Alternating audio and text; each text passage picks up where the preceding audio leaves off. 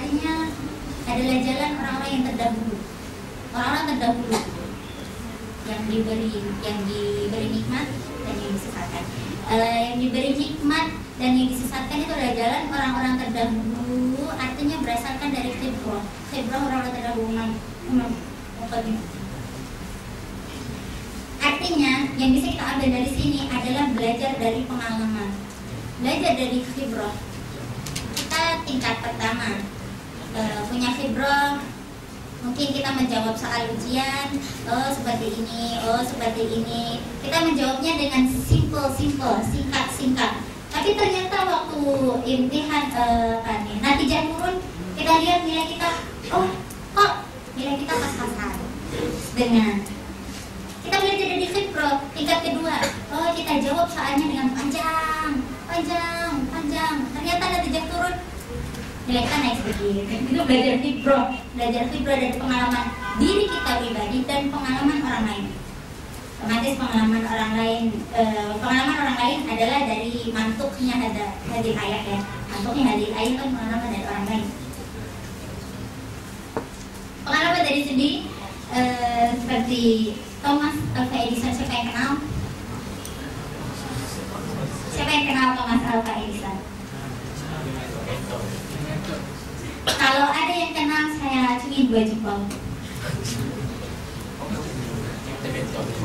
Umur antum berapa? Thomas Alva Edison mati tahun berapa? Kita tahu namanya, kita tahu hasil yang beliau ciptakan, tapi kita tidak pernah kenal beliau, ya kan? Tapi beliau pernah berkata,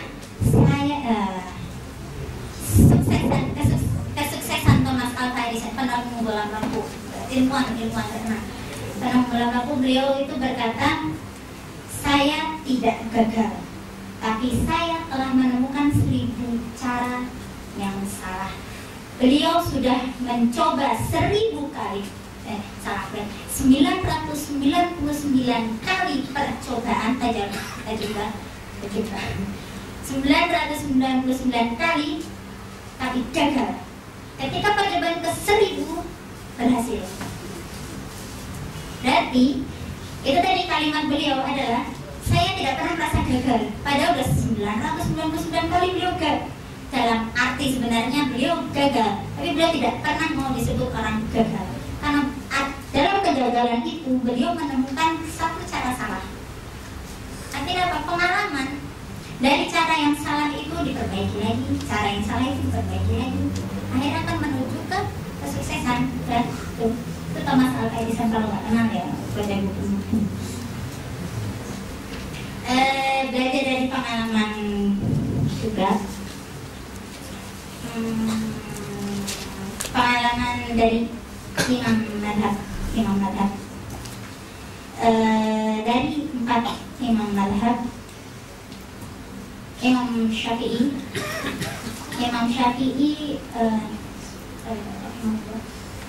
beliau sewaktu kecil beliau termasuk orang yang tak punya mal, tapi punya haus, punya semangat untuk mencari ilmunya tinggi. Dia mengumpulkan kertas-kertas sisa dari orang-orang untuk ditulis di dalamnya ilmu. Itu beliau, subhanallah, hasilnya siapa sekarang tak kenal Imam Syafi'i? Mungkin non Islam non Islam tak kenal Imam Syafi'i, tapi umat Islam siapa yang tak kenal Imam Syafi'i? Subhanallah, itu pengalaman beliau. Kalau kita saja buku punya, kita tak mencari sisa-sisa kan? Jangan sampai. Kita tak mencari sisa-sisa. Kita buku punya, muqarrar bisa beli, rumah punya. Bahkan kalau musim panas ada kipas angin, musim dingin ada dafaya. Subhanallah, itu ketasilat yang subhanallah. Kita belajar pengalaman orang-orang yang tidak punya tapi mereka berhasil. Berarti dalam diri kita harus ada keyakinan kita punya, walaupun ya ada kekurangan, tapi kita punya tasilat itu, dan kita harus lebih berhasil dari mereka, ya. Harus lebih berhasil itu. Walaupun mungkin dakwahnya orang yang tidak punya itu lebih tancap, lebih kuat daripada kita semua, karena kita terlena. Mungkin kita terlena. Karena apa? Yang paling susah ketika kita mendapatkan musibah, apa yang akan kita lakukan? Kita akan kembali kepada Allah. Asli, kita mendapatkan musibah, kita akan sholatnya semakin dikhusyukkan. Ketika kita mendapatkan musibah, kita akan semakin ibadahnya dibanyakan. Tapi ketika kita mendapatkan rahmat, mendapatkan nikmat, lupa lah semua. Karena sholatnya aja mungkin lupa. Alhamdulillah ya. Kita semua kalau di sini tidak, kalau di sini saya yakin tidak mendapatkan rahmat, mendapatkan musibah, sholat tetap 5 waktu plus 6 waktu. Malam maksudnya tahajud ya, anggap saja itu 6 angkat. Itu berdasarkan pengalaman. Ada kata Imam Syafi'i yang pasti sudah pernah didengar oleh semuanya. Syakautu ila waqi'in su'ahifti fa'arsyadani ila tarkil ma'asi fa'akhbarani annal ilma nurun wa nurullahi la yantahil ma'asi. Itu kalimat poinnya di mana? Maksiat. Kita pernah berpikir untuk introspeksi,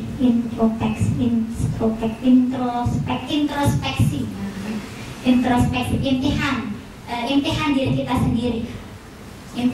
kita sendiri, dalam sehari, mungkin sebelum tidur kita sudah melaksanakan alhamdulillah, tanpa sengaja melakukan maksiat seberapa besar. Pernah kita melakukan introspeksi diri sebelum tidur seperti itu?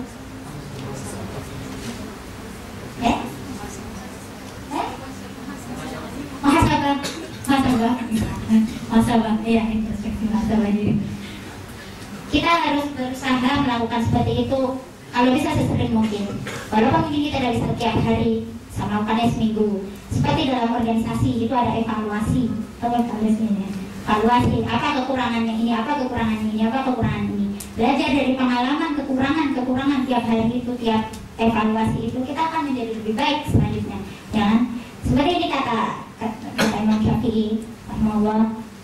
Beliau merasa su'ahifdi beliau ya, Imam Syafi'i yang sudah hafal Quran 7 tahun, kita hafal Quran atau enggak? Merasa hafalan beliau kurang kuat surah. Beliau Imam Syafi'i sekali berimam Syafi'i, sebesar Imam Syafi'i merasa bahwa hafalannya kurang kuat. Dan kita nggak boleh, kita sama sekali nggak boleh merasa kalau ya kita tahu hafalan kita gimana. Sampai kita merasa hafalan kita kuat, nggak sampai. Su'ahifdi fa'arsyadani ila tarkil ma'asi. Ini ke Imam Baqi, gurunya, ustadznya Imam Syafi'i. Ma'asi Imam Syafi'i seberapa? Walaupun kita tidak tahu pasti ya. Kita lihat Imam Syafi'i kepribadian syahsiah beliau seperti apa. Maksiatnya kita bisa pikirkan sepertinya tidak sebanyak yang kita lakukan. Dengan kita berpikir bahwa pengalaman dari Imam Syafi'i adalah seperti itu, maksiat beliau saja insya Allah tak seperti yang kita lakukan. Tapi kok beliau merasa hidupnya sudah merasa apalagi kita. Walaupun saya sendiri tidak bisa meloloskan anil lah kalau sebelumnya ada maksiat yang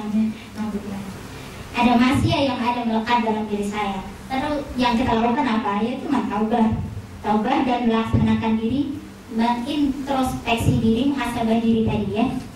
Itu dari kalimatnya Syakautu Ilawaqi'in, itu Imam Syafi'i. Itu poin terakhir dari belajar dari pengalaman. Sepertinya sudah cukup. Maaf kalau seumpama kata-kata yang kurang berkenan dan ada yang tidak bisa dipahami. Maaf sekali karena saya juga terus terang sewaktu Ustaz tadi berbicara, saya lumayan berpikir ini artinya apa, ini artinya apa, kurang paham karena memang coba bagaimana saya tidak terlalu paham, tapi mungkin karena ini bahasa saya mohon dimaklumi maklumannya. Dan kalau ada yang baik itu dari Allah, ada yang salah berarti dari saya, asli dari saya karena saya memang salah. Intinya mohon maaf dan terima kasih. Assalamualaikum warahmatullahi wabarakatuh.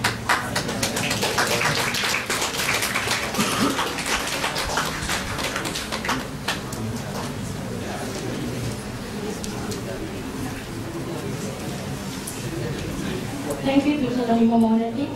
I hope that we have gained something from the speech, and it's my hope that after this, all of us will be more positive and will have more confidence to sit for the coming examination. Before we proceed, let us recite Al-Fatiha for the grandmother of Ustaz Hafizul Azri bin Azman that has just passed away. May she rest in peace.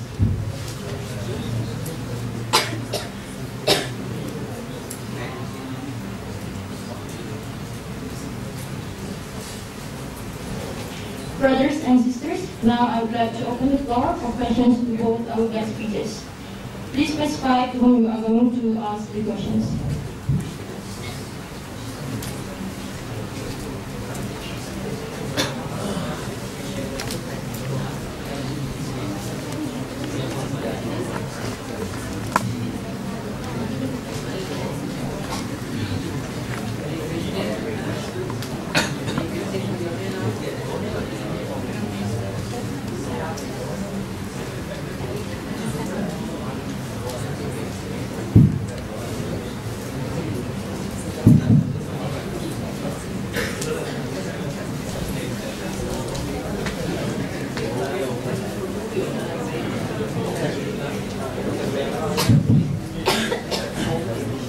Assalamualaikum warahmatullahi wabarakatuh.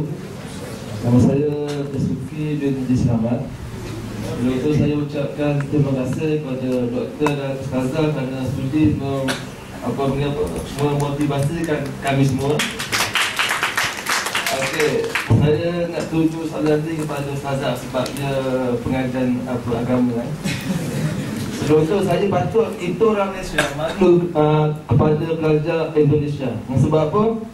Pelajar Indonesia memang terkenal dengan muntah jadidan. Tapi dengan kita otak kita rasa malu. Dan saya terus pada soalan. Ustazah mungkin dah confident dengan pencapaian, dengan sebab saya lihat 2 kali mumtaz tahun 2 dan tahun 3. Mungkin saya nak tanya dari segi jawab soalan tu. Mungkin ada di kalangan pelajar-pelajar Malaysia ni menjawab dengan menghafal satu kitab tersebut. Contoh ada 5 baris, dia akan hafal, dia akan jawab. Dan ada yang hafal 2 baris dan dia akan syarah. Okey. Cuma saya nak ustazah terangkan pada saya khususnya cara saya lain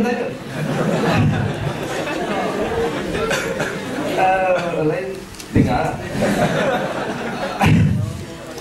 apa berikan cara jawab yang mumtaz, yang boleh skor mumtaz, bukan hanya sekadar dapat jadidan skor mumtaz. Dan saya target tahun ini jadidan lah. Sebab belum boleh lagi tak mumtaz. Dah doa dah. Dan saya nak cerita satu pengalaman. Bukan nanti lah.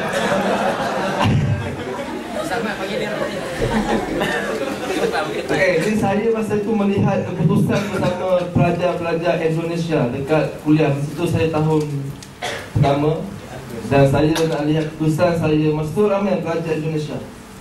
Dan saya lihat keputusan, saya dapat jahit. Dan saya terus menjerit dan gembira. Tapi saya tanya dengan pelajar Indonesia tu, awak dapat apa? Jahit? Biasa. Saya pun terus malas, saya pun diam. Jadi kita patut rasa malu dengan pelajar Indonesia. Dan kita patut kena teach dia, patut lawan Indonesia. Boleh semua? Boleh. Itu saya harap dan jawab tadi.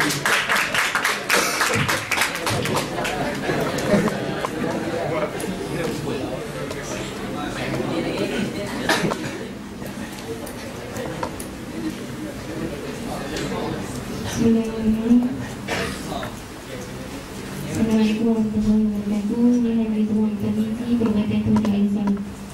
Ini ada 2 soalan. Satu soalan khusus kepada doktor.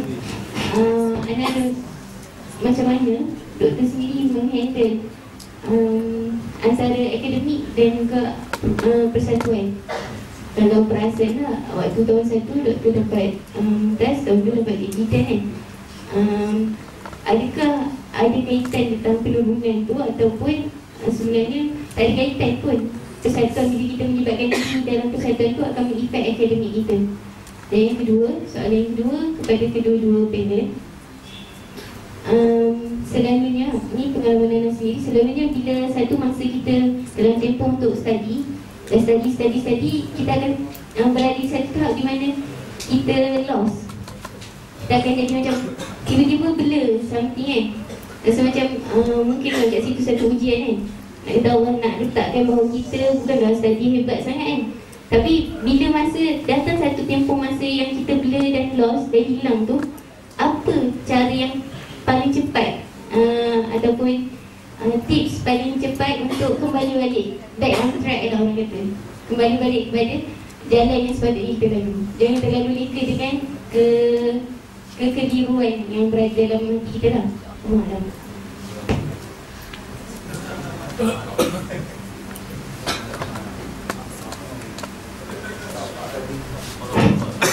Bismillahirrahmanirrahim. Jadi saya ada satu soalan yang ingin tunjukkan kepada Ustazah juga. Bisa enggak? Jadi soalan saya nak. Jadi ternyata memang Indonesia seolah-olah menjadi wakil bagi Malaysia, Singapura, Malaysia di Indonesia, maksudnya Tanah Melayu, Tanah Jawi. Jadi memang saya pun tinggal sekeliling Indonesia juga. Memang ternyata memang hebat-hebat semuanya dan kebanyakannya mendapat keputusan yang hebat lah, mantap dalam pelajarannya. Dan saya dengar daripada teman daripada Indonesia juga, memang laki banyak mendapat mumtaz, tetapi kalangan ikhwah lebih banyak daripada ikhwah. Itu yang mengejutkan saya tu. Tak tahu atau tidak, tapi menunjukkan bahawasanya memang daripada segi pencapaian akhwat tidak dinafikan hebatnya. Saya tanya kenapa itu boleh terjadi? Karena pada akhwat ni, mereka ni ada kemahiran menulis. Maharah kitabah itu ada, pandai menyusun ataupun mengolah ayat itu. Jadi mungkin soalan sayanya, bagaimana cara untuk nak melatih fanu kitabah ataupun maharatu kitabah? Mungkin Ustazah ada cara tersendiri yang boleh melatih, perbaiki takbir ibarat Arab itu. Jadi syukran.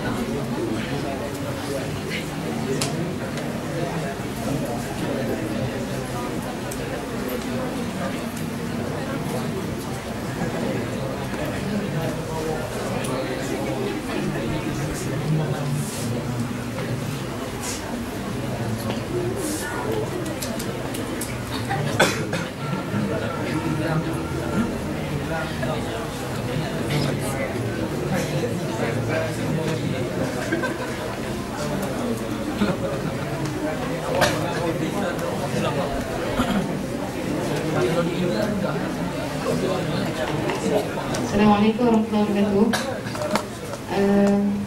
Minta izin duduk. Bismillahirrahmanirrahim. Nama saya Rufiq Rabi. Ingin tanya satu soalan kepada Alhamdulillah Ustazah. Nak tanya mungkin ada amalan khusus yang Ustazah ada kerana sepanjang menuntut ilmu lah. Okay, wallahu a'lam.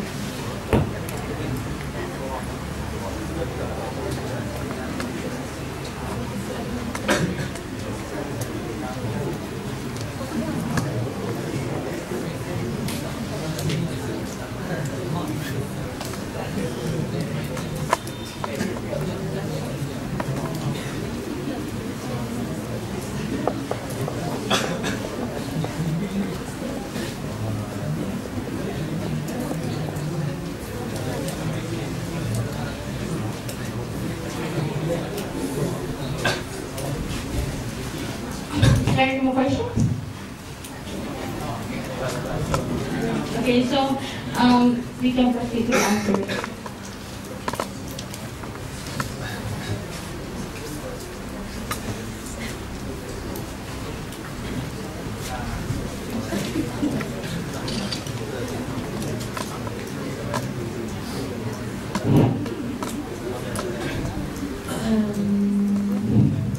Jadi pertanyaan pertama tentang cara belajar ya, agar mudah.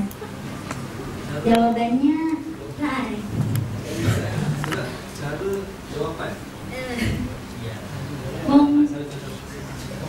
Kalau saya jawab secara bisorohan ya, saya lebih cenderung ke keberuntungan.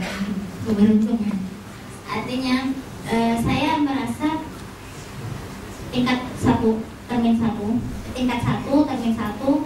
saya tak ikut muhadharah sebab datang terlambat kan.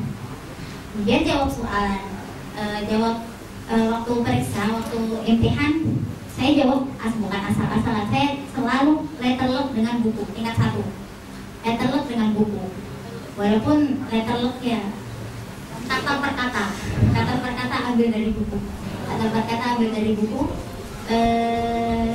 dan tanpa diduga ternyata yang saya hafal dari buku itu walaupun jawabannya sedikit ternyata bisa madah itu bisa mungkas tingkat 1. Madah itu bisa mungkas walaupun kan masih awal ya, masih baru, masih jadid, masih murahabat di sini dengan Indonesia, dengan hal di sini adaptation, murahabat. Nah di situ saya kurang bisa untuk hafalan bahasa Arab, kurang bisa. Jadi waktu termin pertama masih kurang, tapi bisa ada madah yang mungkas karena hafalan kata per kata tadi. Ada seperti itu. Kemudian tingkat 2 saya sama sekali tidak menerapkan hal itu. Artinya tingkat 2 saya hafal poin, nukotnya. Poin dari semua kitab. Maksudnya kita hafal muqarrar, hafal tapi poinnya saja. Sebelum kita menghafal muqarrar, kita hafal surah amah dari muqarrar itu. Surah amah kalau kita lihat di Fihris, daftar isi,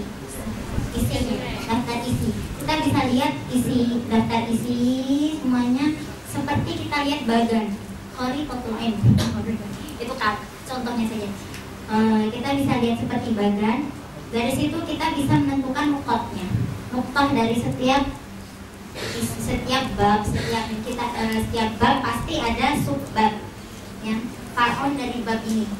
Far'on ini pasti ada nuktah di bawahnya. Ada nuktah. Kita hafal nuktah itu. Tak lazim kita harus hafal semua kalimat yang ada di situ. Saya sudah tidak melazimkan diri lagi udah tingkat 2.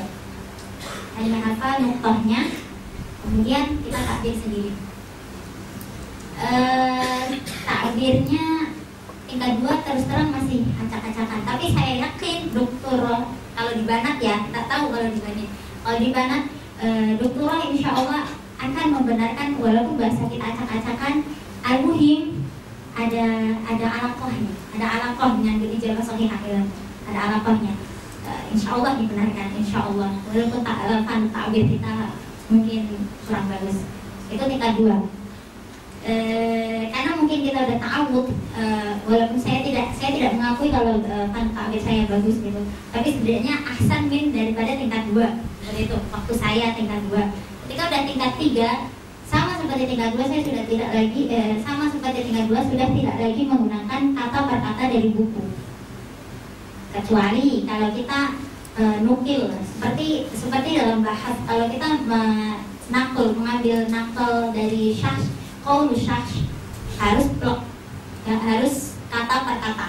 Jangan kita ngambil qaulu syash. Ketika kita menjawab soalan dalam imtihan, ahsan sekali, baik sekali kalau kita mengambil poin-poin yang tidak hanya poin utama. Artinya kita menambahkan, ada ziyadahnya seperti qaul syash. seperti kaul ulama dalam hal ini. Ahsan lagi kalau kita dapat itu di luar muqarrar. Ahsan lagi. Tapi yakfi fil muqarrar, yang tidak muqarrar, yang tidak menjadi nukta utama. Kita baca semua. Ketika ada qaul ulama itu kita tambahkan nanti dalam ijabah. Ada ayat Quran kita tambahkan dalam ijabah. Ada hadis kita tambahkan dalam ijabah. Tapi hafalannya adalah itu, hafalannya adalah nukta dan ayat dan qaul itu tadi dan hadis. Sementara yang lain adalah takbir. Al-muhim kita paham. Karena takbir itu asasnya paham, ya? Paham. Kemudian cara menjawabnya seperti itu tadi ya, nukta, kayak lebih suka nukta. Jadi terus terang tahu sistem SKS, sistem kebut semalam. Sistem kebut semalam artinya esok imtihan, kita baru belajar sekarang. Itu sistem SKS. Kalau dengan belajar nukta seperti ini, kita bisa laksanakan sistem SKS untuk hafalan, untuk menghafal ini nukta. Tapi ketika pemahamannya, tadi yang sudah diucapkan oleh Ustadz, harus dari jauh-jauh hari sebelumnya. Itu pemahaman, sebab pemahaman itu proses yang panjang. Terus terang, kalau setiap hari, ya insya Allah minimal 1 jam saya pegang muqarrar, minimal. Itu adalah proses pemahaman. Jadi proses pemahaman, ketika sudah mendekati ujian kita bikin nukta tadi, kita hafalkan nukta.